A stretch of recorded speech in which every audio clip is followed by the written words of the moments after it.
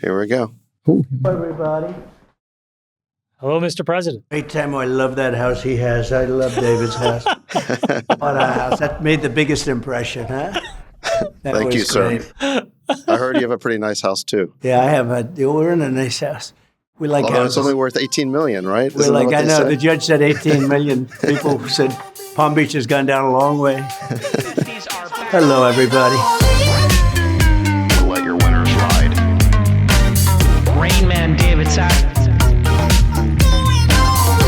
And instead, we open source it to the fans, and they've just gone crazy with it. Love you, Bestie. Queen of Quinoa.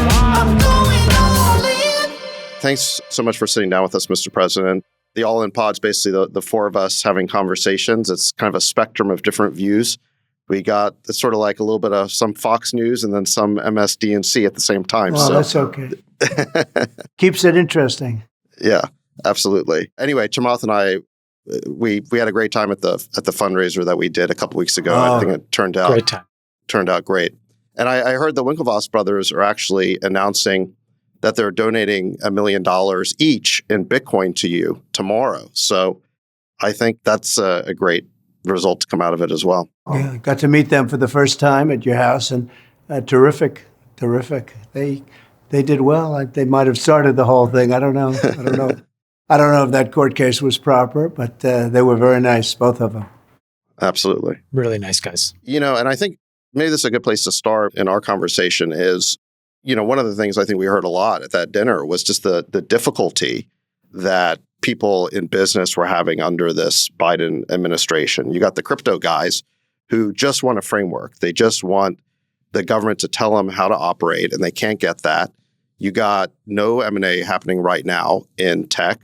The real estate guys, they can't get loans because the interest rates are through the roof and there's a credit crunch. So I think one of the common themes we just heard across that dinner was that it was just so hard to do business right now. And I guess maybe a good place to start would just be, what's the number one thing, or maybe the top three things that you would do to kind of get things moving again, if you're reelected? So I'd say regulation, and taxes. Okay?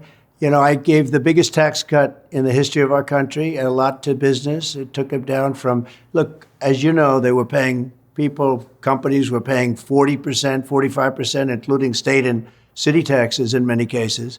And we got it down to 21%. We'd like to get it down lower, actually, but we got it down. And the revenues were better than ever, even with the lower rate.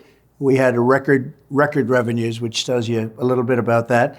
But also the regulations. And when I asked a lot of people, a lot of big people, a lot of corporate types, big corporate types, I said, if you had your choice between just the taxes or just the regulations, where did I do better? He said the regulations. I was the biggest cutter of in 4 years. I cut more regulations than anybody by far, not even close. And when I spoke to different people about the regulation versus the taxes, I don't think I've ever had anybody say, and the taxes were a massive cut, from 37, 38%, if you look at it just there, to 21%. I don't think I ever had anybody say that the taxes were more important than the regulation cuts. I made it possible to build. I made it possible to do things, to invest. I was able to get companies with a lot of money outside of the USA to bring that money back in. We cut the rate, and it was crazy. The rate was like 55%. So that means if they bring the money back, they lose half their money before they even start. But it was also impossible from a standpoint, a structural standpoint, a legal standpoint. It was very hard. And they were able to bring back, Apple's an example. They brought hundreds of billions of dollars back from other countries into the United States and invested it here. So, but it's very interesting because I ask the question all the time, which was more important? And almost everybody said I did an even better job. And I got the biggest tax cuts. The biggest tax cuts, bigger than the Reagan tax cuts, but they found regulations, and the regulation cuts were even more effective. And that's where we had the great economy, and that's where we had the most jobs ever produced. So there's this odd thing that happens in certain states where taxes keep going up, and then you start to see the states break, right? Productivity breaks, crime goes up, and quality of life goes down. But then people don't understand that taxation and all of those things are correlated. Do you have an idea of why that is? Like, why don't people understand universally that lower taxation is better for productivity? Well, they don't understand it, and it's such an interesting question because you look at some of these places like Chicago and New York and LA and so many more. You know, I'd hate to even mention the three because there are worse examples than that. You look at what's happened in Oakland and you look at what's happened into some cities that are disappearing. I mean, they're literally just crime waves. Nobody lives there except for criminals because you can't live there. You can't survive there. Physically, you can't survive there. And when you look at the kind of crime that we're talking about, and then they take the power away from the police can't do anything. If they do anything to stop it, they end up losing their pension, their house, their family. They end up losing everything. They get put in jail. And we're not talking about the rogue cops who do something really bad and should be taken care of badly. You know, be nasty. You got to be nasty to them also. But mostly, I mean, these people, they want to really, like 99%, they want to stop crime. They hate to see it. They're not allowed to they're told not to do anything. When you see a department store that was so proud, they opened up a new store in a certain city, and all of a sudden, over the last couple of years has happened, this phenomena where 500 usually young people walk into the store and take everything. They have masks on. They walk out with television sets, air conditioners. They walk out with everything. This is a new phenomenon that's taken place, and it's incredible. Look at drugstores. Look at what's going on. Like in New York, you walk into a chain. I've seen it twice. I don't walk into too many drugstores, but I used to love it. I used to love to walk around and just look at what it is, whether it's a drugstore or a department store. But they told me just a little while ago, I had a meeting with some people, and they say you walk into a drugstore in New York, and everything's covered up with bars and glass, and if you want just a little thing of aspirin or if you want to buy a toothbrush, you have to wait a half an hour to get a clerk, and they open up this vault and they give you a toothbrush, or they give you, how do you do business like that? This is a phenomenon. There's never been anything like this. They didn't used to have theft of even the most minor items. They had very little theft, relatively speaking. They didn't have theft. But they had the police would arrest them if they did something. Today, they don't. They have limits sometimes. If you steal less than $2,000, you don't get arrested. So nobody steals more than $2,000. It's incredible when you see what's happened to the quality of life in our country. And it's happened so quickly. It's taken place so rapidly. Nobody's ever seen anything. But you look at retail, and I know the big deal. It used to be a big deal when a department store moved into a city, or a certain store opened up even in a town. But it's usually the Democrat-run big cities where this problem is taking place. And I don't say that as a Republican. I just say you look at the 25 cities, the top problems, they're just about all Democrat. They're Democrat-run. And they're also high tax, high regulation states. Yeah, no cash bail, all of these different things that have taken place. They're phenomena. It's a phenomena. What's going on? Nobody's ever seen anything like it. And it has to be stopped. It's a horrible quality of life. And on top of that, you can't walk to a store. You end up getting shot or mugged or something. The level of crime in the cities, in these big cities, is out of control. Nobody has ever seen anything like it. Mr. President, can I just ask on your point about the tax cuts? Larry Summers made a comment the other day, and I thought maybe you could respond to his tweet that the tax cuts coupled with the tariffs that you've proposed would cause a massive, I think he called it the mother of all stagflation, where you would have kind of inflation because of the tariffs, you would have economic decline because more money would start to fund an increase in prices with tax coming down, tax cuts being put in place. Can you maybe just comment on the comment made by Larry Summers and how we implement tax cuts without inflation? Well, let me say that I respect Larry Summers a lot. He's been right about a lot of things, and Obama and Biden have been wrong. Certain things that he said turned out to be true, certain things. And I do have a good respect for him. He's a different kind of a guy, and he speaks his mind. I happen to be a big believer in tariffs because I think tariffs give you two things. They give you economic gain, but they also give you political gain. If a country is out of control and something having nothing to do with economics or having nothing to do with money coming in or money going out, but other things that are very political, because there are a lot of other things involved in countries, you have tremendous power over a country. Now, not everybody can say that, but we can because we're the big piggy bank. but our piggy bank is going to get smaller and smaller all the time because we're losing power. We're losing a lot of, countries on the dollar. I mean, they're going like flies. If we ever lose that, that's the equivalent of losing a war. That would be unbelievable. That would really make us third world. We have lost so many countries. I looked the other day. So Russia's gone. You take a look. Ukraine doesn't sort of exist in a sense. Nobody knows what's going on there. But when you look at China is essentially gone. They're trying to get out of it. They're a primary competitor. Iran is not there. The other day I read where Saudi Arabia is willing to now go in various different currencies instead of the dollar. This is a tragedy. This is a big thing that's happening against our country. And we cannot let that happen. With tariffs, it gives you a tremendous power, as an example, not to let that happen. You say, you want to do that? We're going to put tariffs on your product coming into the United States. But more importantly, and that's a big importance, but probably of more importance is they tax us, we tax them, reciprocal trade. I think we should have a reciprocal trade act. If China's going to charge us $100 tariff or 100% tariff on a car, then we should say, you're going to pay 100% to us. I put on a large tariff on China cars coming in, and it had a huge impact, a huge positive impact.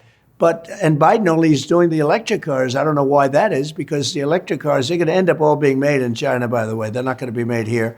The United Auto Workers are going to take a blow like no unions ever. Between that and people coming in, pouring into our country, unions are getting absolutely decimated. Absolutely. President Trump. But the reciprocal act is, I think, a very important thing when these countries, and I don't mean just China, we have other countries. You could take the European Union. They don't want our farm product, and they don't want our cars, and they don't want anything. We have a massive deficit right there. But you could go with many countries, and they essentially do things to us, and we should do things to them. Basically, it should be reciprocal. One of the things we've talked about, President Trump, on this podcast a lot is the deficit.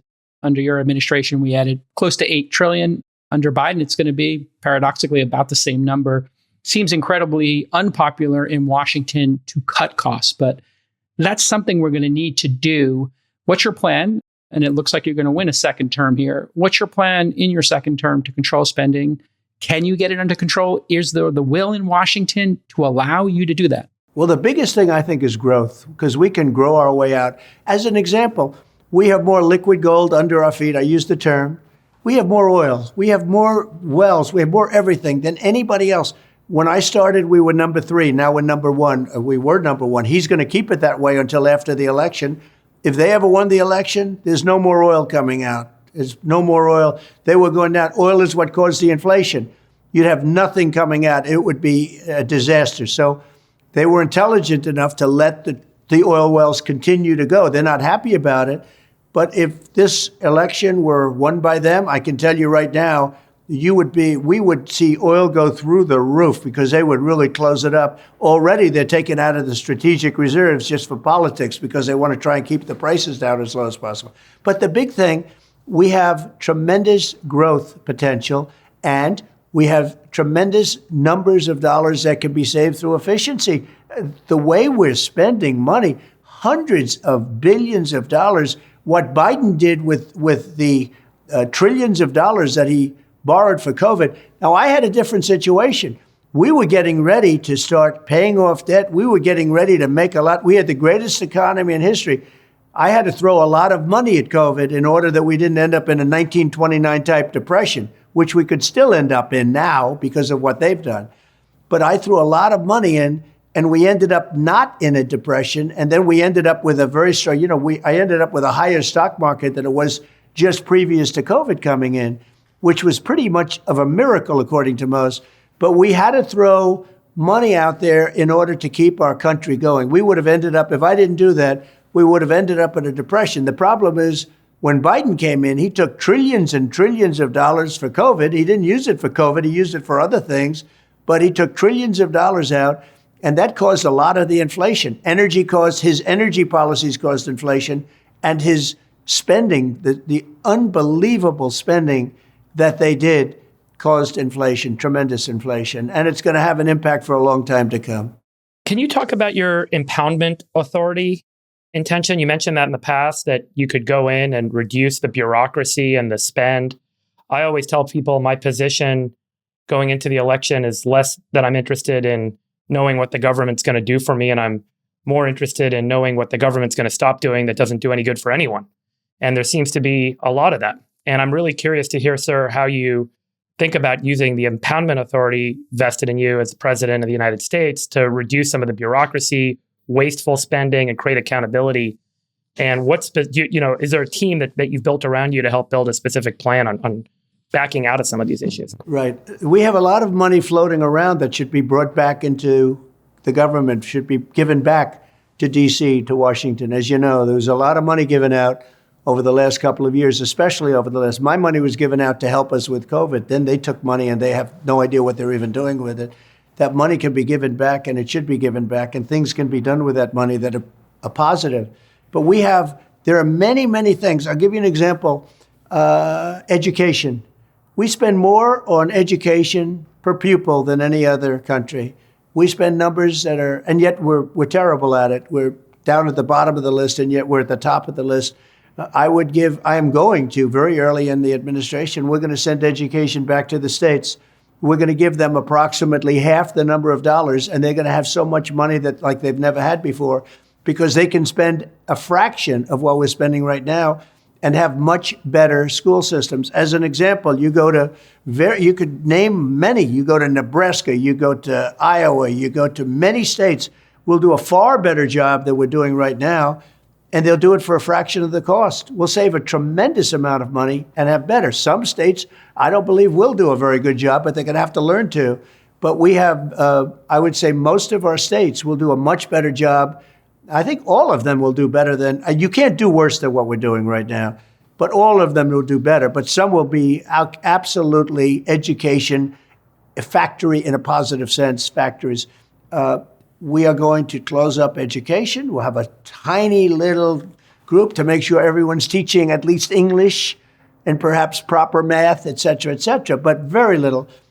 Department of Education goes, and education goes back to the states and where it belongs. I mean, where it absolutely belongs.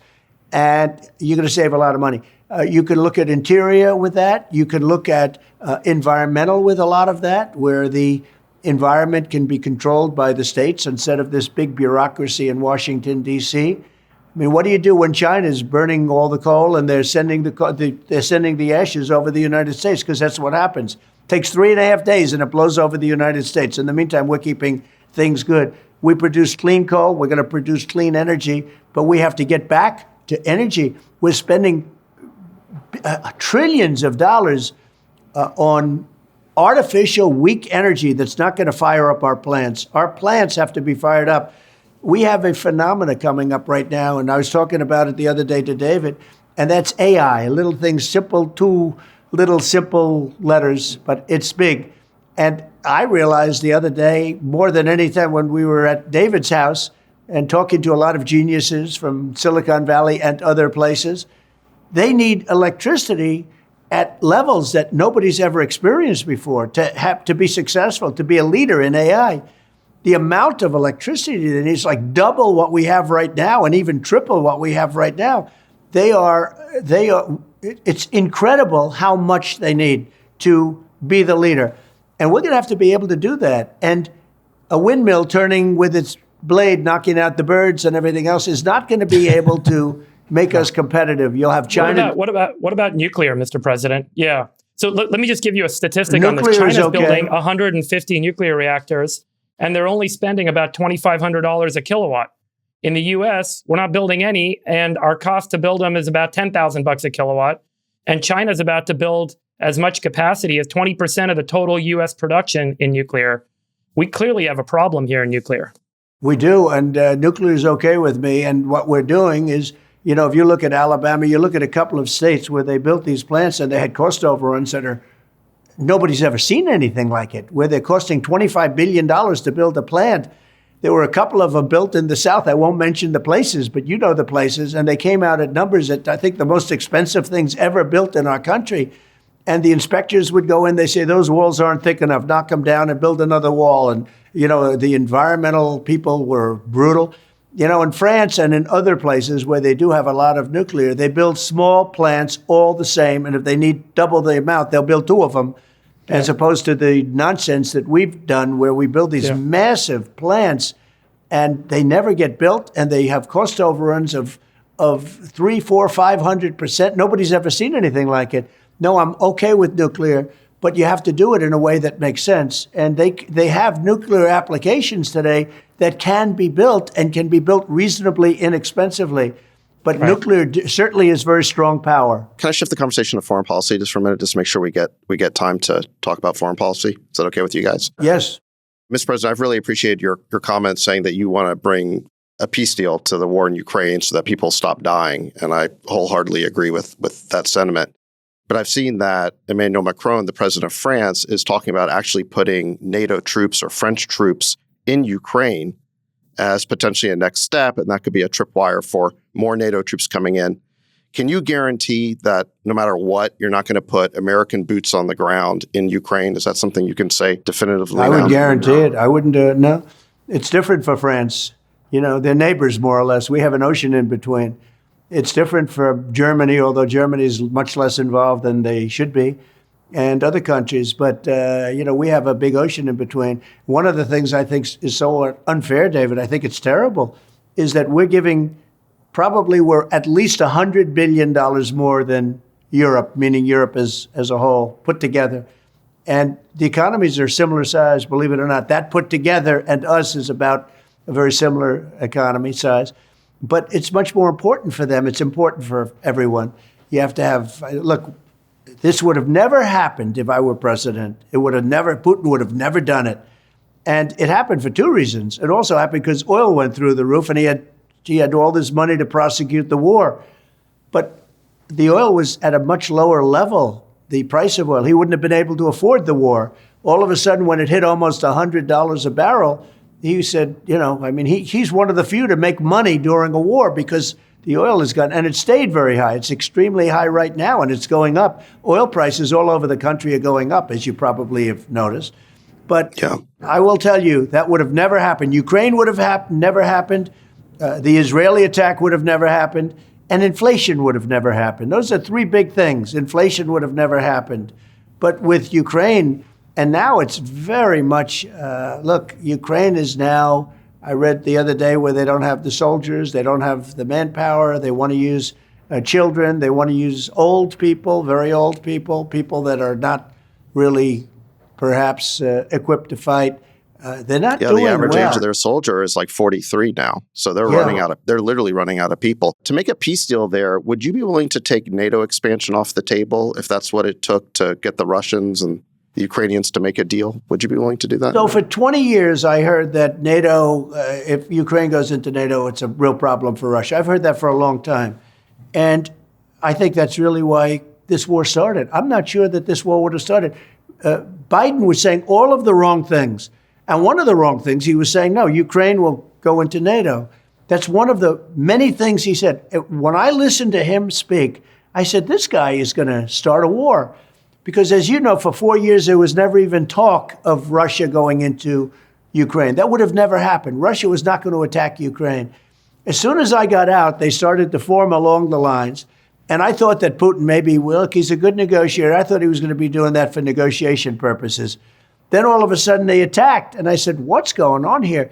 But if you look at the rhetoric from Biden, he was saying the opposite of what, in my opinion, you had to say. The things he was saying, and he's still saying it. He's saying things that are so crazy. Inflammatory. Yeah. I 100% agree. And, it turns out that the month before the Russians invaded, Blinken told Lavrov that the administration was not only going to bring Ukraine into NATO, but that they thought it was okay for the United States to put nuclear weapons in Ukraine. So no wonder the Russians hit the roof. I mean, you talk about provocation. Well, let's say you were running Russia. You wouldn't be too happy. And that's always been off the table. It's a border. And it's always been, I don't think that they would have, if they thought that that was going to remain sort of a territory where you don't have NATO, but they don't want to have soldiers right on their border. They don't want to have it. It's always been understood, and that's even before Putin. It's always been understood that that was a no-no. And Now, you can go against their wishes, and it doesn't mean they're right when they say that. But that was very provocative. And now it's even more provocative. And they're talking about, I hear routinely, they're now talking about Ukraine entering NATO. And now I hear France wants to go in and fight. Well, I wish them a lot of luck. I think good luck. Sir, can I ask you about Israel-Palestine? So after October 7th, what's the right path to just resolve this once and for all and just move forward? Again, it's so sad to me because it would have never happened. Iran was broke. They had no money. I sanctioned countries that wanted to buy oil from Iran, and I would have made a fair deal with Iran. I was going to get along with Iran. I was going to get along with everybody. We did the Abraham Accords. I think eventually Iran would have been in the Abraham Accords. We had 4 strong countries go in, and nobody went in since I got out. That whole thing should have been loaded up right now. It should have been full. They did nothing with the Abraham Accords that everybody said were great. They said, we're going to get the ultimate prize because of that. It was amazing. If anybody else did it, if a Democrat did it, they would have gotten every prize in the book, every prize in the book. But I did it, and it was a great thing that we did. It was a phenomenal thing. But when you look at what happened now and you see what's going on, it's very, very, very, very sad. That attack would have never happened in a million years. Iran didn't have the money for Hamas. They didn't have the money for Hezbollah. They didn't have the money for any of the 28 other cells of terror or whatever you want to call them. Iran was broke. I say respectfully. They had no money, and they weren't given money. And actually, it was a big story when I was toward the end of my term. There was a lot of big stories that there was no terror going on because Iran didn't have the money. They had to survive. We would have made a deal good for everybody. Everybody would have been happy. The main thing is Iran can't have a nuclear weapon. That was my main thing. The deal was a simple deal. Iran can't have a nuclear, it can't have a missile, can't have a nuclear missile. It cannot have that nuclear capability. Other than that, we talk about everything. They would have been very happy. It would have been fine. And you would have had peace in the Middle East. The problem is, I had them at a point where you could have negotiated. A child could have made a deal with them. And Biden did nothing. He did nothing. He doesn't like to negotiate. A young man that knew nothing or a young woman that knew nothing in kindergarten could have made a deal with Iran at that time because they wanted to make a deal. And Biden never took advantage of it. Now, they put back no sanctions, all of the different things that they gave them. China buys billions and billions of dollars of oil every month, many billions of dollars a month. Other people are buying. So Iran now has $250 billion cash. They made it all in 3.5 years. And now they're much tougher to deal with. And I will tell you, I got along great with Kim Jong-un. We solved that problem. Nobody was in danger. But this is a big problem. This is a real problem. And within 90 days or so, they're going to have and could have very well a nuclear weapon. And wow. Israel is a big difference in Israel between Iran with a nuclear weapon and Iran without a nuclear weapon. And lots of luck in that negotiation. That's going to be a much more difficult negotiation. President Trump, I wanted to ask you a question about Roe v. Wade. You promised your base that you would overturn Roe v. Wade. You added 3 people to the Supreme Court, and you delivered on that promise. This might be the issue that determines the election, and many people believe it is. Are you going to do a national abortion ban? Would you support that, yes or no? So I don't need a national ban because it's up to the states. Right now, what I did is something that people have wanted to do from day one. 51 years it's been going on. And if you remember, over the years, you're too young, but over the years, all they wanted to do is they wanted to take it out of the federal government and move it into the states. And I got that done with the selection of 3 great justices. I got it done. And it was a big thing. But I will say over the last 10 years, or maybe a little bit more than that, they started talking about the number of weeks and this and that. A lot of different subjects came in. It was no longer just simply bringing it back. Every legal scholar, from Democrat to Republican, liberal, conservative, they all wanted it given to the states, because from a legal standpoint, from a lot of other standpoints, including even a moral standpoint, they wanted it brought back to the states. And what I did is I got it back to the states. And now the states are in charge and the people are voting. And some votes are coming out the way certain people wanted, and some votes aren't coming out the way certain people wanted. I mean, if you look at Ohio, I would say it was a more liberal vote than people would have thought. And you could say that for Kansas. And then you look at Texas, it was a different story. But the people of the states have got that issue now, and they're voting. And the one thing that we have to remember that there's been a lot of radicalism talked about, and the radicalism is really on the left because they're willing to do abortions in the 8th and 9th month. And even beyond that, I mean, we have some people, the governor, take a look at the governor of Virginia, the former governor of Virginia, where he talked about we will kill the baby after the baby is born.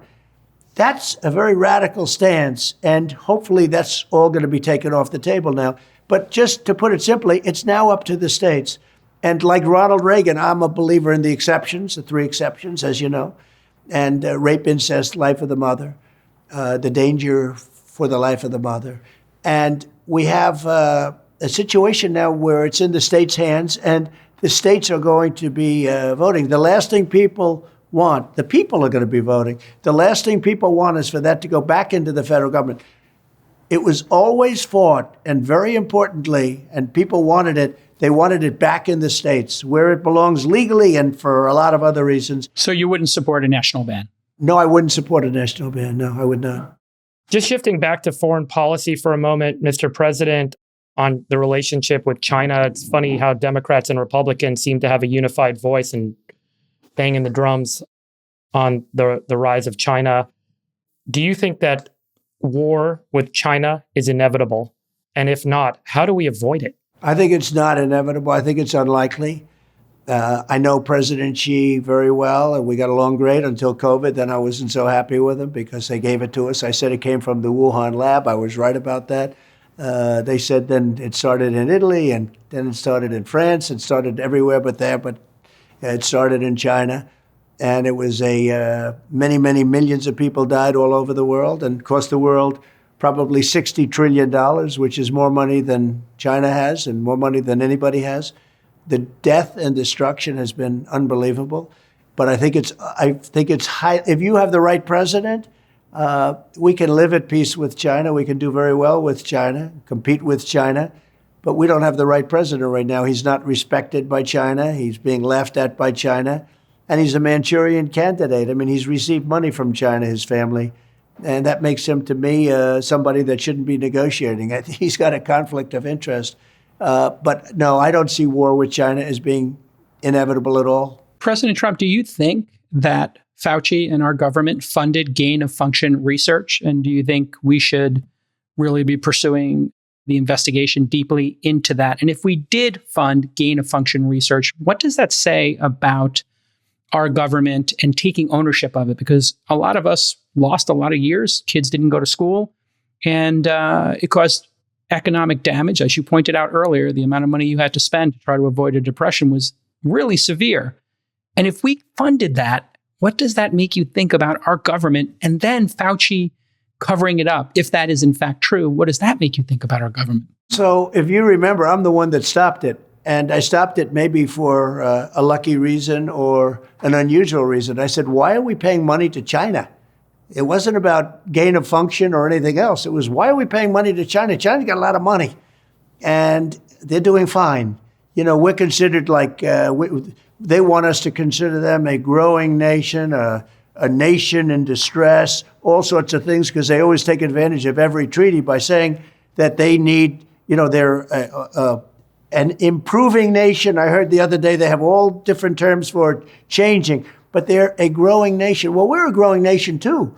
We're a nation that's becoming a third world nation based on what we're seeing. But I was the one that stopped that when I saw that. I was the one that stopped that. The Fauci thing is an interesting phenomena. I was not a big fan of his. As you know, he said, no, let everybody come in from China. I overrode him on that. I overrode him on a lot. But he wanted the people from China. When I heard about this, I stopped it. We had a room loaded up with people, and nobody could even believe it, but I stopped it. We would have lost hundreds of thousands of people more, maybe more, much more, maybe over the millions, but hundreds of thousands of people more had I not stopped people coming in from China. Did he lie to you about the origin of COVID? Well, I've always said the origin was, where it came from, where it originally came from was the Wuhan lab. I happen to think it escaped from the Wuhan lab. I mean, I don't believe it came from the bats in 2,000 miles away caves. I don't believe it came from other countries, as China tried to convince people it did. I thought it should have been called the China virus because it was a very much more accurate term than COVID. Nobody knows what COVID even means. Why is it COVID? But no, I was always... But did Fauci lie to you, I guess, is what the American people want to know. Did Fauci lie to you? And if he did, should he be prosecuted? I don't think you have to understand, Fauci was a much bigger factor in the Biden administration than he was in the Trump administration. I didn't rely on him that much because I didn't trust him. I would say got along with him, fine. Not really, but I didn't trust him. And again, I was the one that stopped the money going to China. I didn't like it.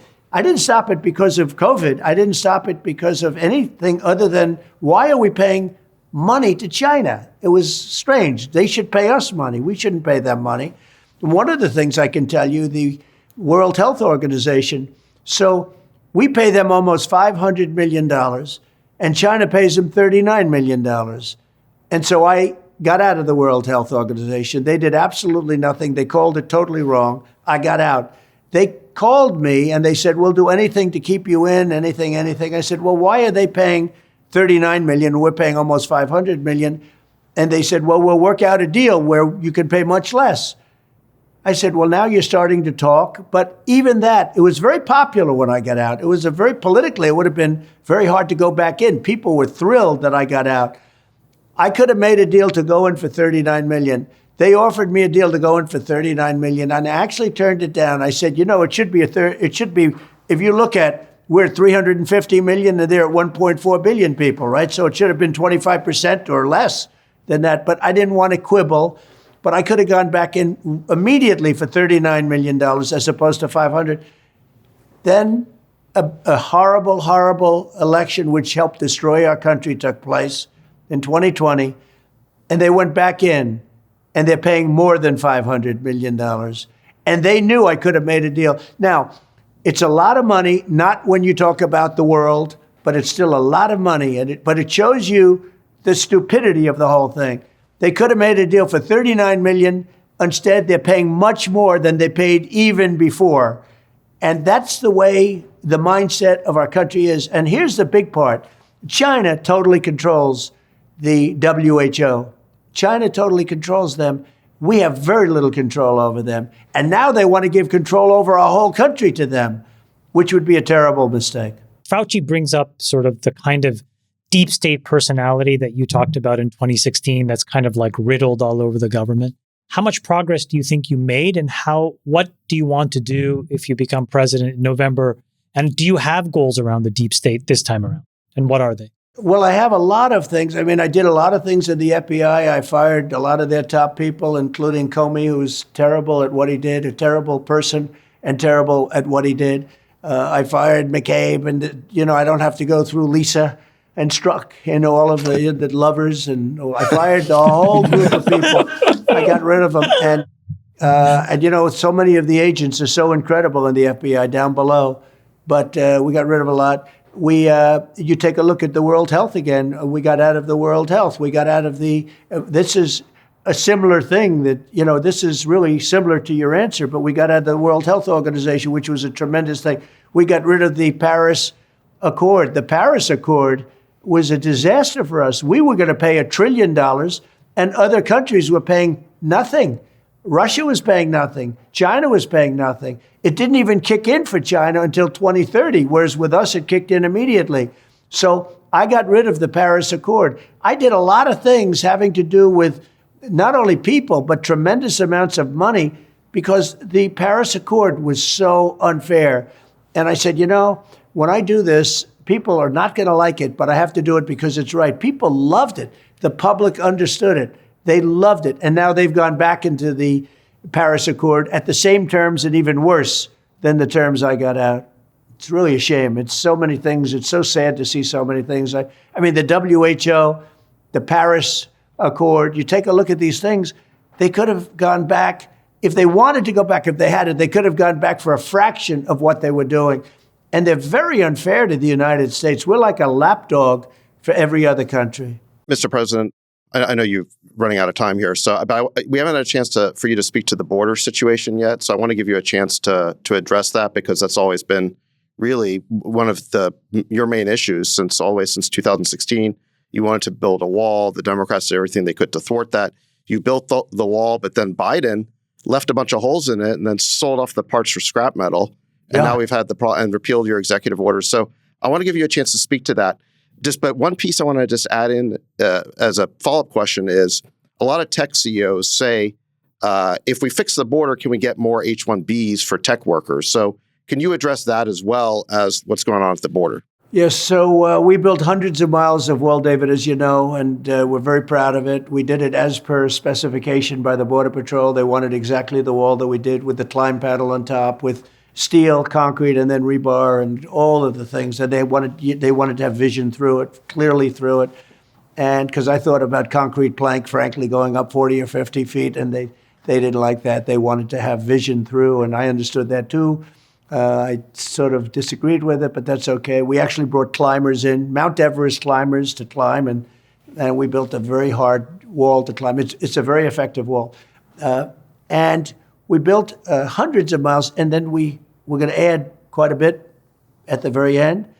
And we bought about 200 additional miles, and it was ready to be put up. Could have been put up in 3 weeks, maybe 4 weeks. And areas that were rough areas that were people coming in, because as you build the wall, they go in different areas, right? They go further out. It was so effective. It was so effective. Mexico gave us a lot of troops for free because of a certain negotiation that I had with them. You heard that. But it was so effective, the wall. But Biden, they didn't want to put up those slats that were going up routinely by us. That means you had gaps. You had, as an example, you had gates in certain area that we were going to put up, big, powerful gates that we could open, and you could let equipment through, et cetera, if you needed it. And they got rid of everything. They sold it for 5 cents on the dollar, much of it, 5 cents on the dollar. I said, I can't believe it. And that's the first time that I said they're serious. They actually want open borders. They want an open border. Nobody could believe it. I couldn't believe it.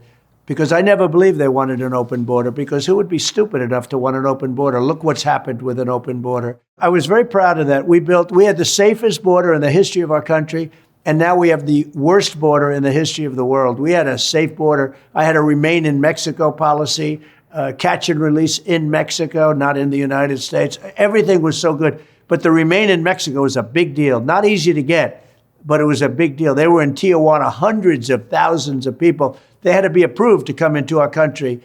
And now you look at what's happened. We've been overrun. It's an invasion of our country by people. Many people come out of jails and prisons. They come out of mental institutions, insane asylums, and we have terrorists coming into our country at a level that we've never seen before. It's a very sad. I never understood why the wall was so controversial. You know, every country needs to have a border, and a wall is a really good way to enforce a border. I never understood why they were so animated about stopping you from building the wall after you ran on that issue in 2016. They held you up for years with litigation. And then, like you said, they wouldn't just finish the little pieces of it, and they left big holes in it. And I think you're right. The only conclusion is they want an open border. I mean, how else do you explain it? They want to destroy our country. You know, the fact is, it's incredible. The big mistake I made, I should have said, I will not build a wall. We do not want a wall. And that wall would have gone up in 15 minutes. The more important point, I think, Mr. President, is we need high-skilled workers in this country. Yes. We need to recruit the best and brightest from the world. Every time we get somebody super intelligent from India or Europe, any country, that's 3 of us are immigrants, sir. Yeah, and 3 of the 4 here are immigrants, the ones without the ties.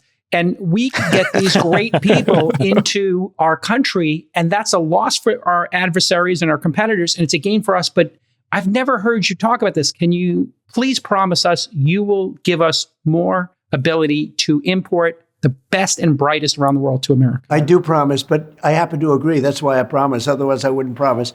Let me just tell you that it's so sad when we lose people from Harvard, MIT, from the greatest schools and lesser schools that are phenomenal schools also. And what I wanted to do, and I would have done this, but then we had to solve the COVID problem because that came in and, sort of dominated for a little while, as you perhaps know.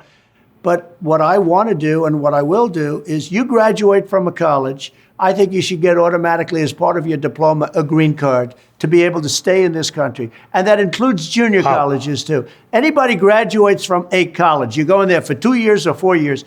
If you graduate or you get a doctorate degree from a college, you should be able to stay in this country. And you know more stories than I do, but I know of stories where people graduated from a top college or from a college and they desperately wanted to stay here. They had a plan for a company, a concept, and they can't. They go back to India, they go back to China, they do the same basic company in those places, and they become multi-billionaires employing thousands and thousands of people, and it could have been done here. And a bigger example is you need a pool of people to work for your companies. You have great companies, and they have to be smart people. Not everybody can be less than smart. You need brilliant people.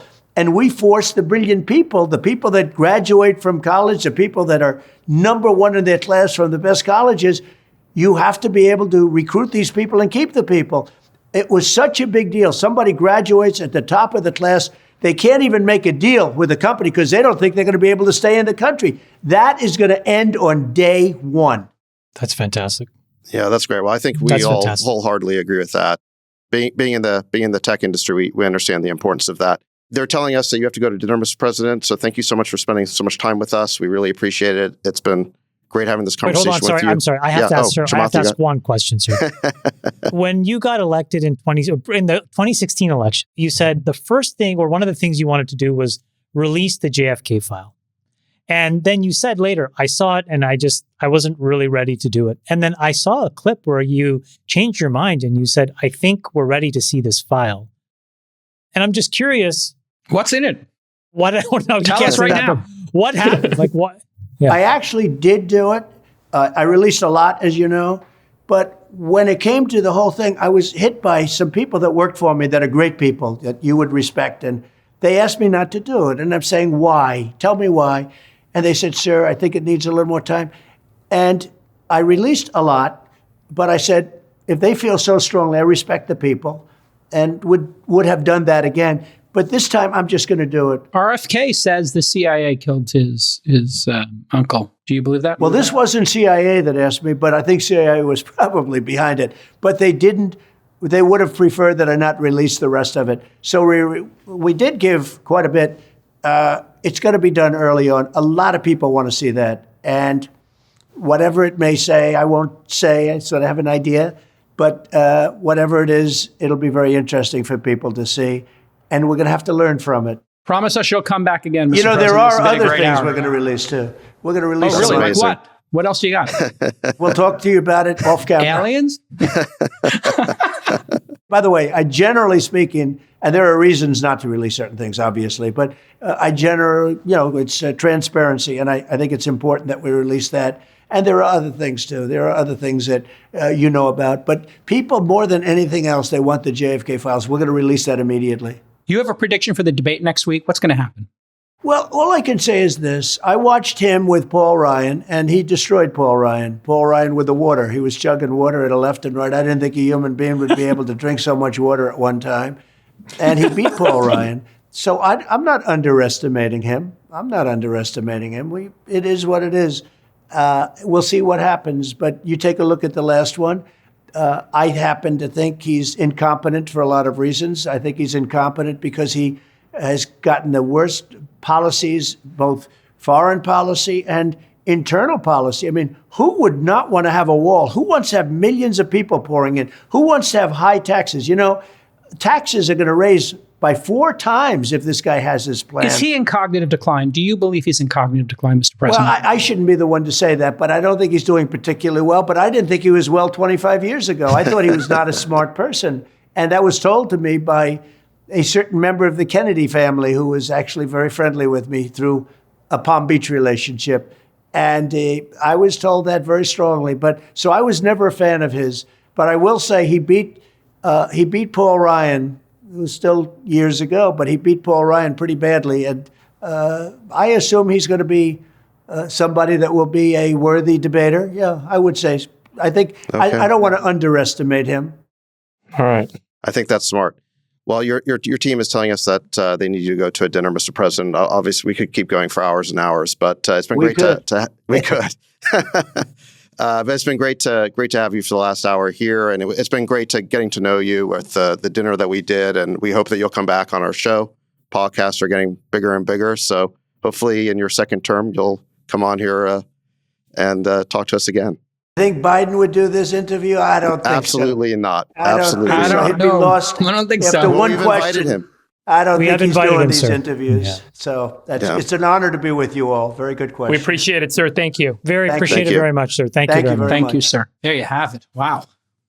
That was some hour, boys. What do we think? Let's do a wrap up, huh? We got to do a little wrap wrap-up? here. Whew. J. Cal, what are your big takeaways? Well, I'm undecided, as you know. We had a limited amount of time with him, and obviously, Cal, just say it. Just say it. You like him. You didn't. You were. Just say it. Just say it because it's written all across your face. Just say it. You like him. You're confused. I have some He blockers. crushed your questions. No, he crushed your questions. I Admit think it. he did You a asked great some job. tough questions. You asked great questions and he just dealt with them head on. Just admit it. You like him. You like him. You look at him. Well, I do like the fact that he came on the pod. I I will told you say you'd that. like him. I told you you'd like Here's him. what This I'll is say. my point. Whether you come out of He it is, wanting to vote for the president or not, Sure. everybody needs to, I think, just sit in a room and just hear him out. If you want me to answer the question, what I'll say is there are some blockers I have that we didn't get to. January 6th, obviously. I did, one of the blockers I have is obviously Roe v. Wade. And I think he handled that question really well. And I think we may have gotten a little bit of breaking news there in terms of him saying he would not do the national ban. And I think that's a big concern people have. And I think that's maybe the issue, according to a lot of experts. I'm starting to sound like Trump. According to a lot of experts, people believe that could be the deciding issue of the election. And so I think he handled it really well by saying the states are going to choose and he's not going to do the federal ban, and he believes in the exemption.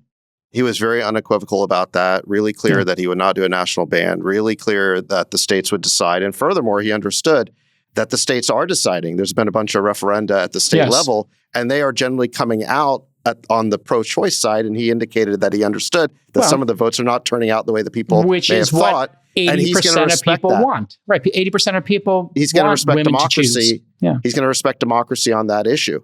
Yeah. So I think he nailed that question. I think he was very definitive about Ukraine not entering NATO.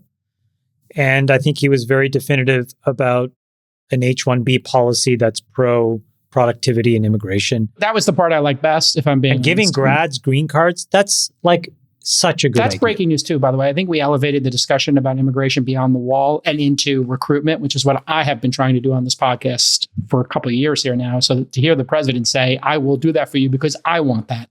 That to me was palatable. And, there's a lot of things I agree with him on. And the January 6th stuff we didn't get to. So apologies to the audience on that. I know a lot of people have feelings about it, but you can only get so much from 50 minutes of interview. I think he did a great job. CNN did a whole town hall on that issue. I mean, quite frankly, I felt like we dealt with a lot of substance here. So, but Chamath, I agree with you. He was really clear on Ukraine. He went further than he has in the past. In the past, he said that he'll get a peace deal very quickly and that he wants the people to stop dying. But in this interview, he went further. He said that if France or other European countries send in troops, the U.S. definitely will not participate in that. We are not going to send American boots on the ground. The Biden administration, I don't think, has said that definitively the way that President Trump said it. Moreover, he understood that a major cause of the war was the desire to bring Ukraine into NATO. And I've never heard anyone in the administration say that. And he went further and said they keep saying these provocative things about, even now they keep repeating that Ukraine's going to be part of NATO. So he understood the provocation there. Freeberg, where's your take on him? You haven't come out and said who you're voting for, but this is your first time interacting with him, albeit for 50 minutes in a group setting. But what's your impression? It's a difficult forum because we can't go deep and ask responsive questions, and we don't have a lot of time, and there's four of us trying to ask questions. So the format is a little difficult to get to the heart of the matter on some of these complicated topics like federal spending, deficit, we need 2 hours. Debt. Yeah, and I think you need to just be able to hone in on the question.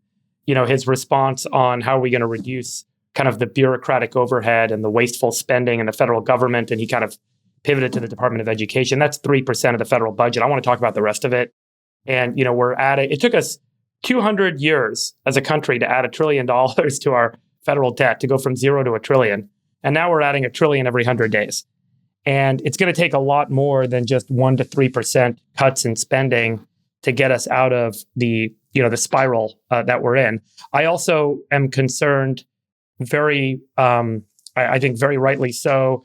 And I think he acknowledges the concerns that were mentioned by Larry Summers that tariffs plus tax cuts could lead to serious inflation and economic contraction. Those are really difficult things to do together unless you have a very clear plan for massively cutting spending at the federal level. So I don't feel like I got to the heart of the matter on those points. And as you guys know, that's what I care so deeply about. I think we need to fix the machine to be able to do the things we want the machine to do over time. And I'm very deeply worried about that.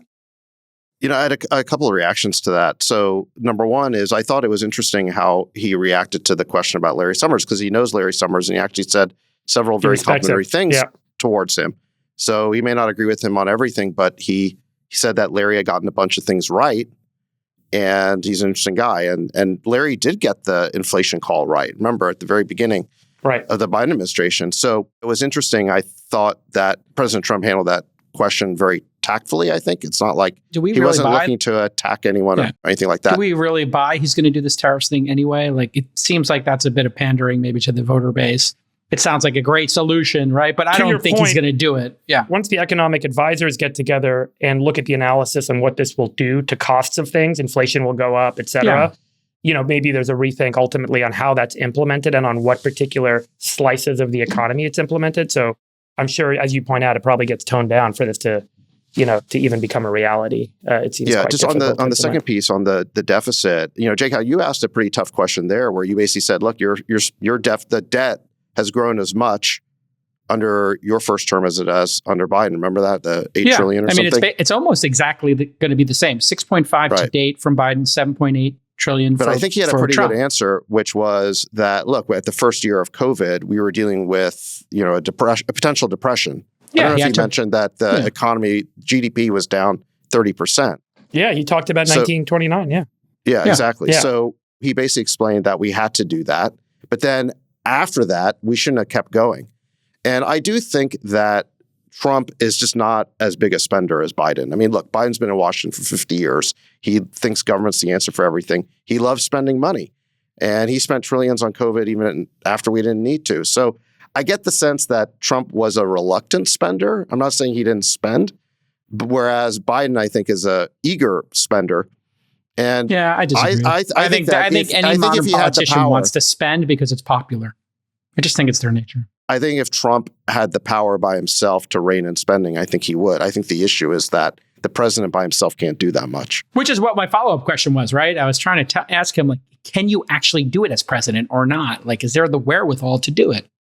I think the other aspect I wanted to see, I'm really glad he talked about de-dollarization.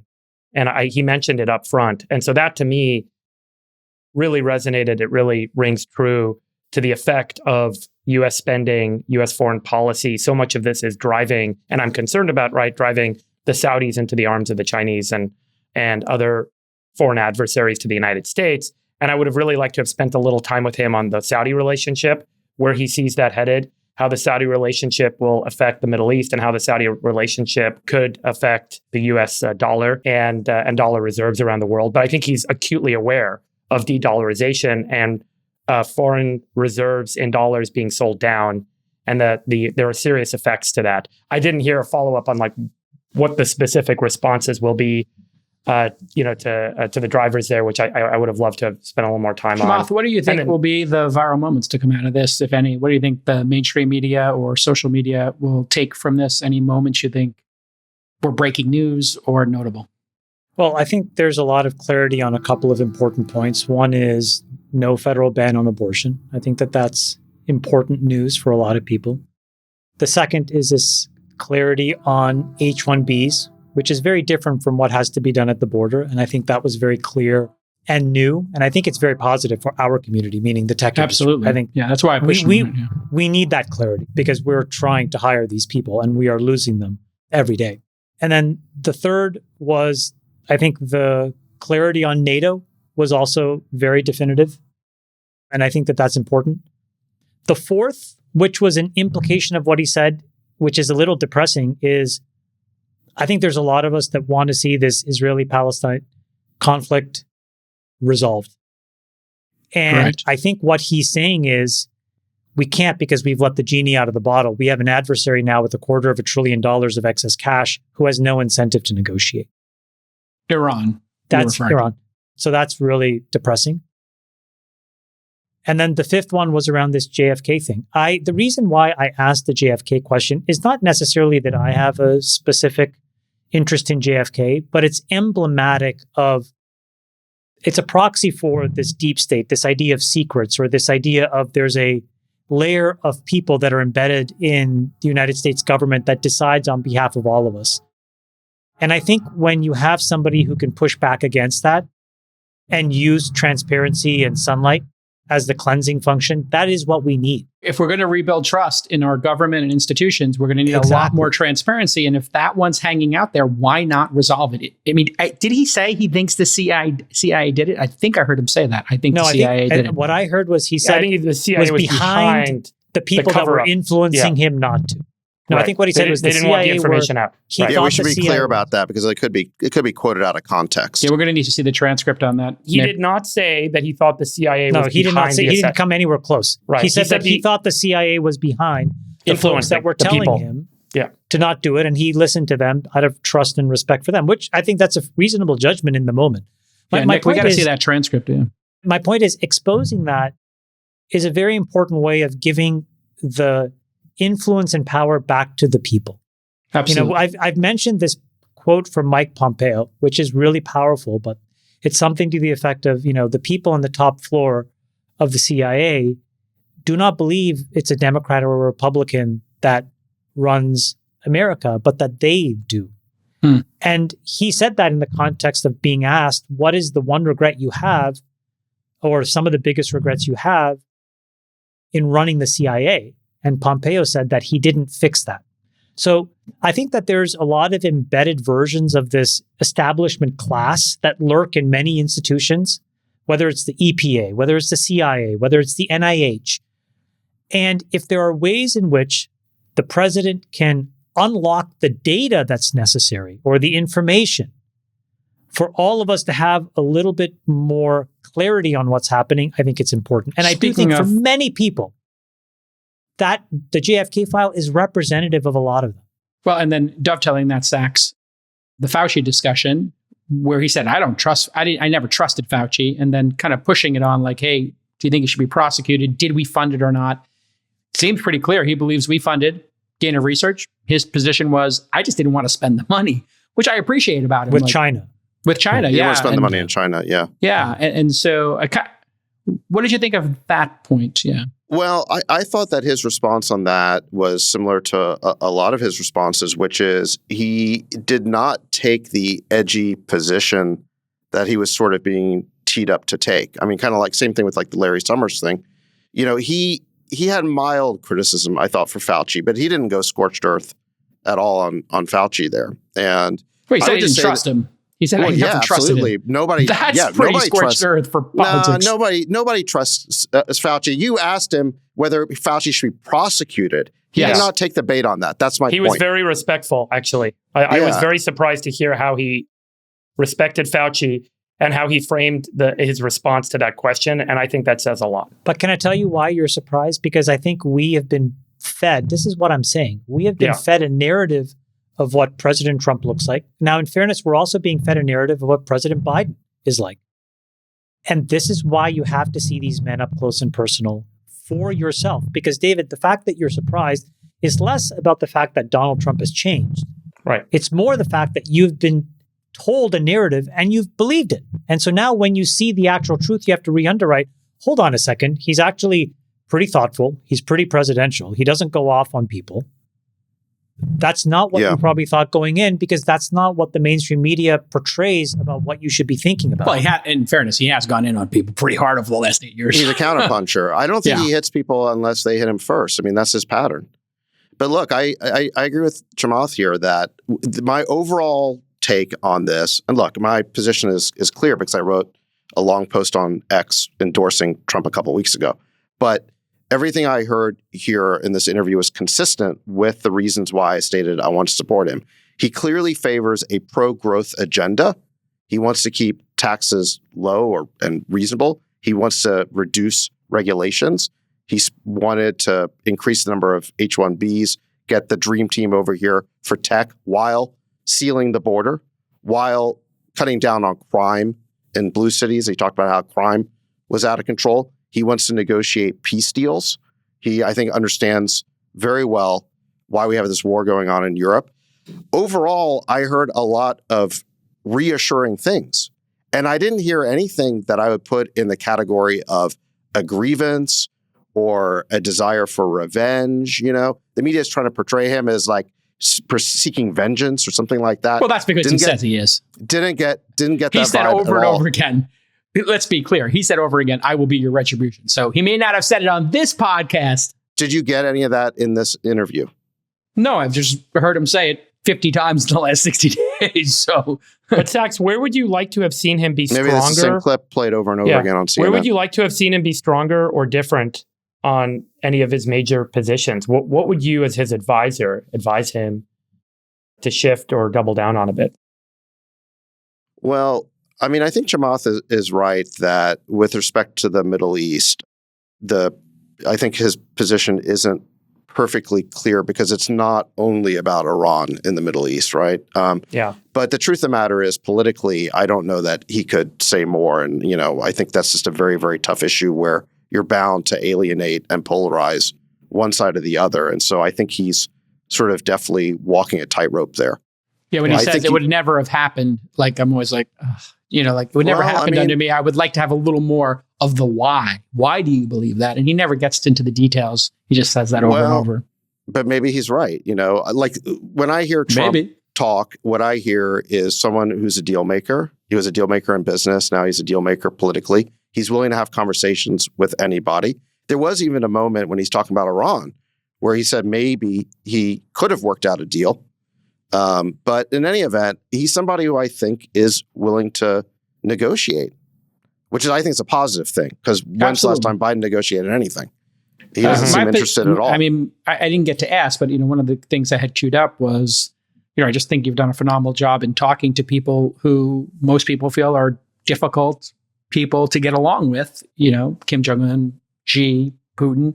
I think it's a superpower is talking to dictators, despots, people who are cantankerous and difficult. And he always seems to get the better of them, or at least gets our interests as Americans aligned with whatever their interests are. So I think, let me ask you, give him an A+ on that. Yeah, I don't want to be insulting. I'm asking, like in the past, you've said that he was embracing the dictators and he was kowtowing to them. I think you've said comments like that in the past where no, you saw I don't know this if I and said, yes, or something that felt like he was more trying to embrace and engage with them in a way that's like, why would you? I've always felt you should talk to everybody all the time.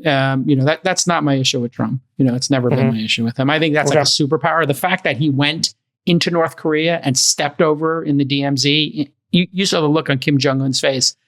Kim Jong-un just wants a little attention. He wants a little recognition. And this idea, like, we're not going to give him any recognition is stupid, because if you give him a little recognition, now you're sort of tilting him towards, hey, maybe you could be part of this. Like, maybe you could come to the West and see a movie premiere or come to the NBA Finals, as opposed to start lobbing, you know, dysfunctional missiles over Japan. Like, maybe we can kind of... You know that video where they're like setting up the little press shooting in the conference room? And God, that video is so funny. The smile on Kim Jong-un's face when Trump says, video. You want me to go over? Should I go over? Should I do it now? I'll go over. Okay, I'm gonna walk over. Okay. And Kim Jong-un is beaming, and you're like, he just played him. He played him. Like, he walked 10 feet into North Korea, and now Kim Jong-un's like, you know what? I don't need this missile. I guess my big unanswered question, I did want to ask him about like Dalio's prediction of like the cycle of empires, 500 years, 6 empires. You're obsessed cycle. with that. Well, let's play counterfactual, Freebrook. How do you compare the answers you've heard to what you have heard, or what you think President Biden's answers would be to the things that you care about? I honestly feel like there's a little bit of a blinders to the question. Like, there's a pivot back to what I've done, what I'll do, versus the like, let's actually talk about where we are in the debt cycle. And this is exactly what, like, history repeating itself. at the time that you take on all the debt, you drive internal conflict. January 6th is a great data point. You drive external conflict. We've had 2 or 3 wars start in the last 4 years. How do we reverse those things so that we don't repeat history? And we sat down with Dalio and we asked him this question, is there a way to not repeat history? And he said, yes, there is. And we talked with Graham Allison about this. And all these guys believe that there's a way to avoid it. There have been moments where we've nearly had the external conflict. And that's why I asked him about war with China. But I want to understand if there is this broader kind of construct of what is going on. Because he hits on all the data points correctly. De-dollarization, increased spending, bloated bureaucracy, conflicts around the world, without taking it all into perspective and saying, man, this is where empires die. I guess he does say that, right? He does actually highlight exactly what Dalio He doesn't do what Milei does, though, right? Like Milei has said to the populace, that's exactly, Milei has he the just best needs response. to take that next Milei step and say, I will cut half the people working at these places. He kind of did say it when it came to education. I don't know what your interpretations were, gentlemen. Get back to an entrepreneurial economy, right? Allow capitalism. I think he did say around regulation. And then with respect to the bureaucracy, he pointed to education. He pointed that to was a good example, I think. Energy. He pointed to the EPA. The right things are on his radar screen.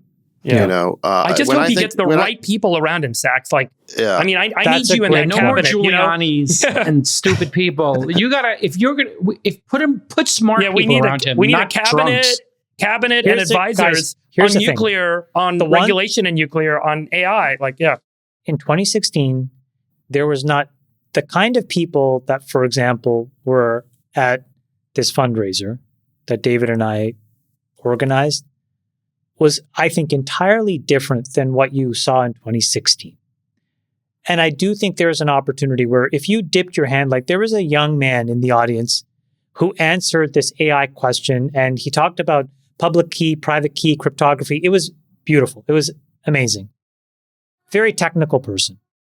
But there are all these people that are coming out of the woodwork. To your point, Freeberg, if he can figure out how to build a cabinet with those people, meaning these extremely technical, thoughtful people, then there's a real shot that you can change it. I hope that's right. I pulled up some data going into our conversation. I just want to read this to you guys. Totally off topic, but I just want to say we can cut it out if you want. But construction for the Francis Scott Key Bridge, which is 1.6 miles long, when it was built in 1977, was $141 million, about $740 million in today's dollars. Today, they're estimating to repair. That's the bridge that collapsed in Baltimore. They're saying it's going to cost, $2 billion or more to repair that bridge now, 40 years later. California's bullet train project in 2008 was supposed to cost $40 billion. We're 15 years into this thing. We've spent $18 billion. They're now asking for $140 billion total to build a 171-mile track. That's a billion a mile. That's $1 billion a mile. Let me just tell you this other fact. China and the tracks are in the middle of nowhere. Yeah, and China just spent $300 billion to build 16,000 miles of high-speed rail. They're spending $18 million a mile. That's 2% of the cost of the California high-speed rail system, 2% per mile. We are 50 times more expensive than China.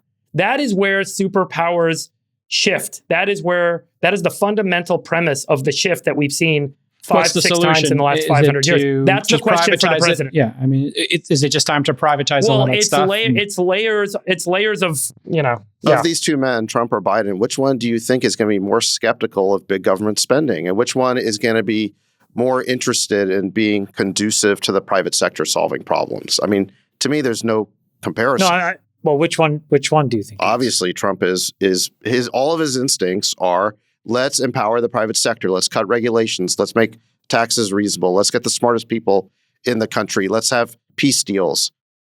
Let's have growth. What do you think, Freeberg? I have heard conversations that there is an economic argument. I don't know if I buy it.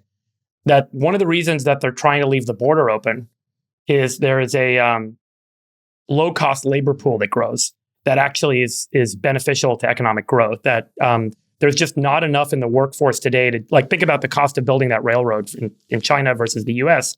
The average income in the U.S. is a couple turns on what it is in China. You can also say you don't want to answer the question. Between the two? Yeah. Man. Ask this question more specifically. Yeah, ask me. Yeah, honestly. Who do you think is closer to your desired outcome? Trump or Biden? I think Trump hits on it way more than Biden does. Yeah, he definitely hits on the concerns that I have. I don't know if he has like the path that makes me feel like, great, let's, like this is going to work. Does Biden have a path? And I think the other thing I worry about is the leadership problem with Trump, meaning I don't mean him as a leader in terms of effectiveness, but just this like Trump derangement syndrome is not something to be ignored and to be disparaging of the people that we all, that not we all, but people say have Trump derangement syndrome. It's a fundamental like tilting that he does. And he tilts half the people in the country. He tilts them. And I think that is really, and maybe the other side is true as well. Maybe it's a psychological problem that a lot of people have. It doesn't mean we should have a worse president. So that's one argument. Or maybe when he tried, maybe there's a way to use unifying speech instead of divisive speech, and that is my other concern. Is just like or you speak directly to the people, and you end up where Jake Al is at, and where you're at, which is you've heard him face to face, really for the first time. I want to hear Biden face to face. I want to have a long conversation. I would love to have Biden on here. I totally agree. We invited Biden on here too, and we're waiting breathlessly for him to accept the invitation. You got to give Trump credit for coming on the show, like he said, and took all questions. Yeah. So you got to give Trump a lot of credit for that. But Freebird, to your point about the TDS for a second, look, when Biden ran in 2020, he promised a return to normalcy. That was basically his sales pitch. We had just gone through COVID. There were a lot of people who had TDS or were tilted by Trump. And what Biden said is we're going to have normalcy. What actually happened? Well, I think Biden began this incredibly partisan and vindictive program of lawfare, of trying to prosecute not just Trump, but a lot of other people. We had the border basically opened up. I mean, Biden repealed all those executive orders on day one and did create those holes in the wall. There was absolutely no reason for that. We had this war in Ukraine that was easily avoidable if they just said the right things back in 2021. And I mean, I could go on. I mean, on the issue of tech, like we talked about, everyone feels frozen right now. Crypto can't get a regulatory framework. No one can do M&A. So have we gotten the normalcy that we were promised? I don't think so.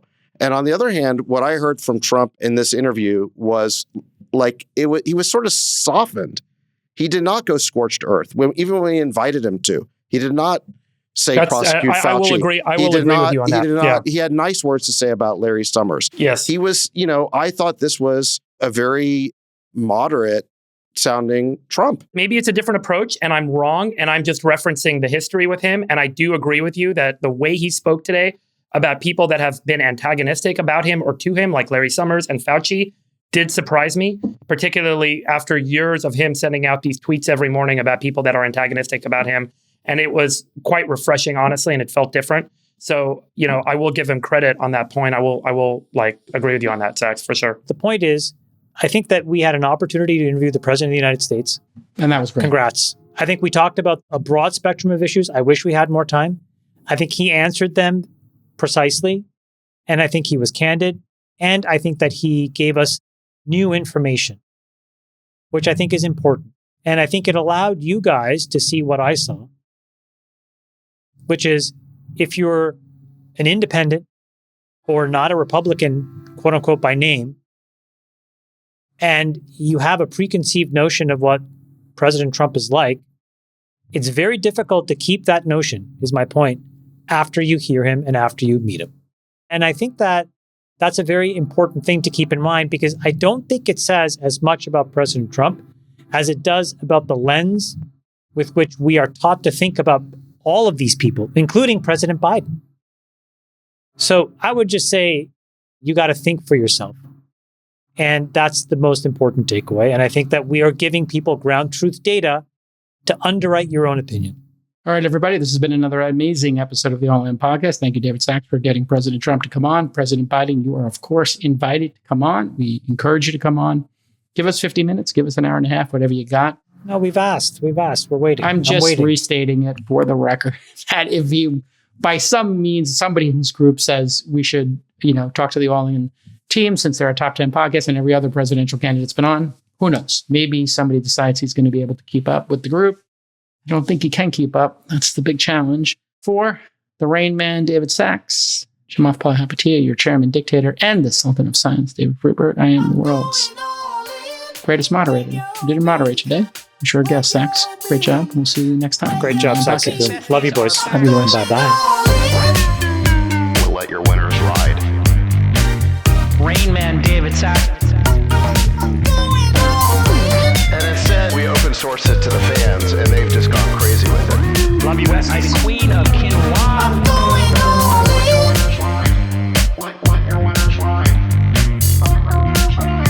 Besties are back. Code 13. That's my dog taking a notice in your driveway. Oh, man. My haberdasher will meet me at Clinton. We should all just get a room and just have one big huge orgy because they're all just useless. It's like this sexual tension that they just need to release somehow. Wet your beak. Wet your beak. Your feet. What? We need to get merch. Besties are back. Going all in.